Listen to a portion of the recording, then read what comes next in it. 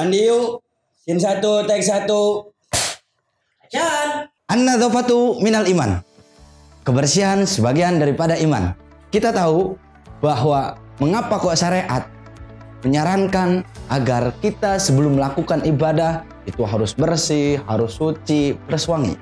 Karena di sana ada hikmah yang terpendam ternyata. Salah satunya ketika kita ingin berkumpul ataupun ketika kita ingin sholat berjamaah di masjid, tentunya di sana banyak orang.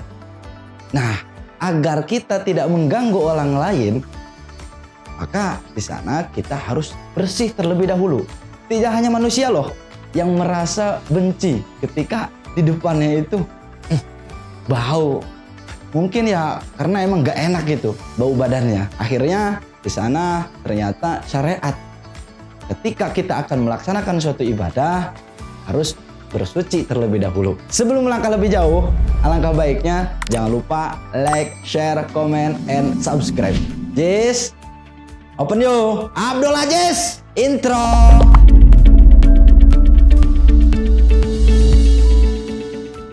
Assalamualaikum warahmatullahi ta'ala wabarakatuh. Kembali lagi bersama saya dalam tutorial Islami persembahan Lim Production. Sebelumnya kita sempat membahas seseorang yang wajib mandi besar. Bisa dilihat pada video kami sebelumnya itu membahas tentang beberapa perkara yang dapat mewajibkan seseorang mandi besar. Salah satunya adalah iltiqaul khitanaini, yaitu bertemunya dua alat kelamin antara perempuan dan laki-laki. Kedua, inzalul mani, keluarnya air mani. Dan ketiga adalah wal mautu. Berarti kalau orang sudah mati maka wajib dimandikan. Dan yang khusus perempuan itu ada 3. Yang pertama adalah haid, nifas, kemudian wiladah. Nah, kalau kita sudah paham dengan video-video kami sebelumnya itu yang membahas tentang permasalahan mandi wajib, di dalam kesempatan kali ini saya akan membahas mandi yang sunnah. Yang pertama adalah hendak melakukan sholat Jumat. Jadi ketika kita akan melaksanakan sholat Jumat, kita itu harus mandi terlebih dahulu. Itu sunnah hukumnya. Kenapa? Karena untuk menolak lidab irrihi al-karihi anil hadirina, supaya orang-orang tidak terganggu oleh bau badan kita. Kemudian ada lagi hadis yang menerangkan man igtasala yaumal jum'ati ghufira lahu minal jum'ati ilal jum'ati. Sangat dahsyat dah pokoknya. Barang siapa yang mandi sebelum melaksanakan Jumat, maka dia akan dimaafkan di hari Jumat sampai Jumat depannya. Yang kedua adalah ghuslul idaini. Di sana kita disunahkan mandi sebelum melaksanakan sholat Idul Fitri maupun Idul Adha. Waktu pelaksanaan mandinya dimulai dari ketika munculnya fajar shadiq. Tapi ternyata yang lebih utama yaitu ba'dal fajri, sampai sebelum kita melaksanakan sholat Idul Fitri maupun Idul Adha. Upam itu paham? Komen baik. Kemudian yang selanjutnya adalah ghuslul istisqa.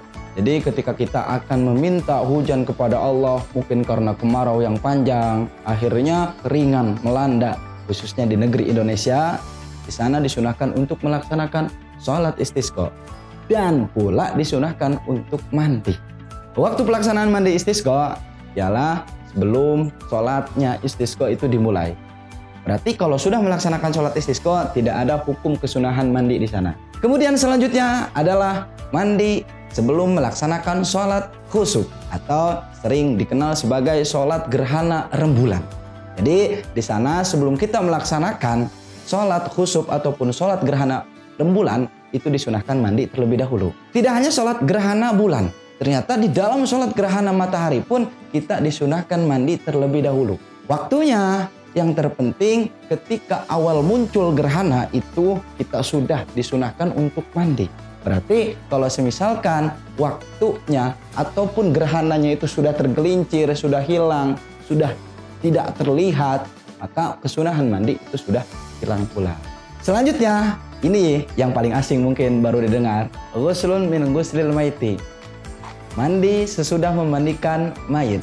Karena ada hadis yang mengatakan man ghasala mayitan falyaghtasil fayahmaluhu falyatawaddo. Jadi ketika kita sudah melaksanakan memandikan mayit, kita disunahkan untuk mandi. bagi orang yang membawa mayit itu disunahkan untuk berwudu. Yang ketujuh adalah wal kafiri ba'dal Islam. Jadi ketika ada seseorang mu'alaf yang baru masuk Islam itu disunahkan untuk mandi.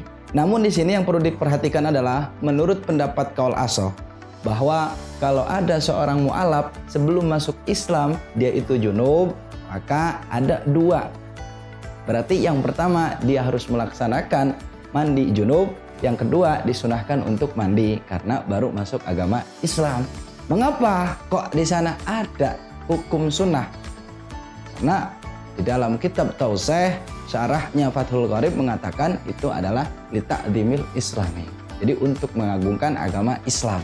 Yang kedelapan adalah wal majnuni. Jadi bagi orang gila kalau semisalkan idza afaqo sudah sembuh dari kegilaannya dia disunahkan untuk mandi. Paham tuh mana? Sekali dipaham tuh. Yang kesembilan wal mughma alaihi idza afaqo. Tidak sadarkan diri. Ini ada dua, ada kalanya dia itu ayanan, ada kalanya dia itu pingsan. Jadi setelah bangun dari pingsannya ketika sudah sembuh maka disunahkan untuk mandi. Yang ke-10 wal ghuslu indal ihrami. Jadi disunahkan ketika kita hendak ihram itu untuk mandi terlebih dahulu. Dan ternyata aslinya nih pemirsa, bagi dulur-dulur saya nih yang berada di sana bahwa yang namanya kesunahan mandi itu masih banyak fil mutawwalat. Apalagi kita lihat di dalam kitab-kitab besar lainnya. Mungkin untuk pembahasan kali ini kita cukupkan. Dan jangan lupa like, share, comment, and subscribe. Dan ikuti pula akun media sosial kami lainnya di @limofficial_lirboyo. Dan follow juga akun media sosial keluarga besar Pondok Pesantren Lirboyo yang kami tinggalkan di deskripsi bawah ini. Balighani walau ayah. Assalamualaikum warahmatullahi wabarakatuh.